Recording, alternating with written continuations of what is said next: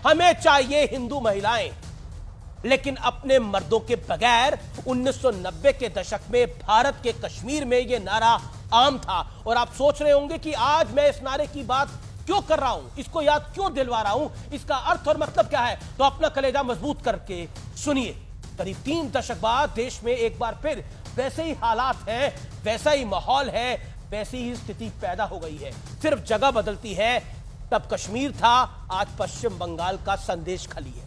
आरोप है कि संदेश खली की महिलाओं के साथ क्रूरता की तमाम हदें पार हो गई हैं। संदेश खली की महिलाओं का आरोप है कि बीते कई सालों से उनके लिए हर दिन हर पल किसी नर्क से कतई कम नहीं था, क्योंकि टीएमसी नेता शाहजहां शेख और उसके गुंडे दिन हो या रात जब चाहे उनके सम्मान को रौंदते थे, उनके साथ रेप करते थे। बेबसी का आलम देखिए। इन औरतों के पति, पिता और भाइयों के सामने ये लोग जबरदस्ती इन्हें खींच ले जाते थे। इन गुंडों का आतंक इतना था कि ये घर घर जाकर पूछते थे कि किसके घर में सुंदर और कम उम्र की महिला है, यानी चिन्हित करके महिलाओं को उठाया जाता था। ये बेखौफ गुंडे यहां तक कहते थे कि सुंदर महिलाओं पर उनके पति से पहले हमारा हक है। इन असहाय महिलाओं को जब मर्जी होती थी तब उठाकर पार्टी ऑफिस या घर ले जाया जाता था, टीएमसी के ऑफिस, और उनके साथ कई कई घंटों तक हैवानियत, बलात्कार किया जाता था।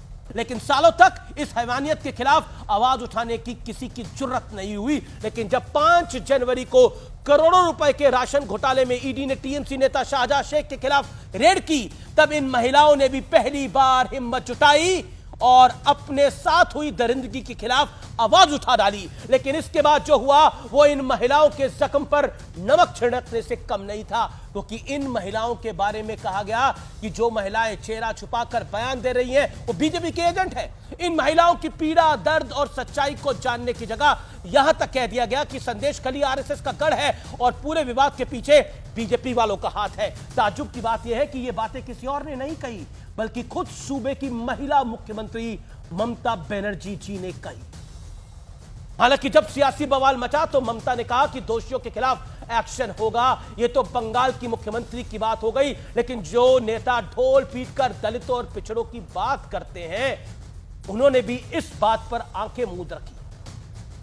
संदेश खली की पीड़ित महिलाओं में कोई आदिवासी थी, कोई दलित थी, तो कोई ओबीसी समुदाय से थी। लेकिन हाथरस से लेकर मणिपुर तक महिलाओं की सम्मान पर जमीन और आसमान एक करने का दावा करने वाले विपक्षी नेताओं की संदेश खली पर खामोशी की वजह वहां की पीड़ित महिलाएं भी जानती होंगी और देश की जनता भी सब कुछ समझ रही है। और इससे बड़ा एग्जाम्पल क्या होगा कि कलकत्ता हाईकोर्ट ने भी इशारों में ममता सरकार पर गंभीर सवाल खड़े कर दिए और यह तक कहा कि शाहजहां शेख कानून तोड़कर भागा हुआ है। और हैरानी की बात है कि जो व्यक्ति इस मामले की असली जड़ है वो पुलिस की गिरफ्त से दूर है। कोर्ट ने यह भी कहा, चाहे शाहजहां शेख के खिलाफ हजारों झूठे आरोप हो, लेकिन इनमें अगर एक भी आरोप सही है तो सरकार को उसकी जांच करनी होगी। सोचिए, आजाद भारत के इतिहास में मैंने ना खबर ऐसी कभी पढ़ी है, ना कभी देखी है, ना कभी सुनी है। हाँ, कश्मीर में जरूर हुआ था, अब बंगाल में हो रहा है।